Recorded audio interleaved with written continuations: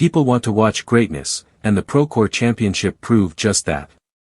The final round of the PGA Tour's FedEx Fall Opener in Napa Valley, where world number 1 Scottie Scheffler edged Ryder Cup teammate Ben Griffin by a stroke, drew an average of 441,000 viewers on Golf Channel, according to the Sports Business Journal.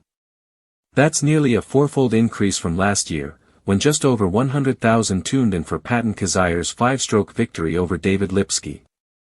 In 2023, Sahith Theegala's first tour win averaged just under 300,000 viewers. For context, even some of the weakest fields earlier this season, like the Mexico Open in February, drew 2 million viewers on NBC, while the Valero Texas Open pulled in 1.7 million for its final round. Fall events rarely deliver big audiences, mainly because stars typically skip them, and coverage is limited to Golf Channel, often head-to-head with NFL broadcasts. But this week was different. 10 members of the U.S. Ryder Cup team treated Procore as a tune-up, and Scheffler's presence helped carry some of golf's momentum from a season in which CBS had its most-watched PGA Tour coverage in 7 years. This success raises a tricky question for the PGA Tour: what should the fall series be? New CEO Brian Rolapp is aiming for a holistic relook of the schedule, which could reshape tournaments after the Tour Championship. Currently, the 7 autumn events are designed to help players outside the top 50 in FedEx Cup points secure their playing privileges for the next season and earn spots in $20 million signature events.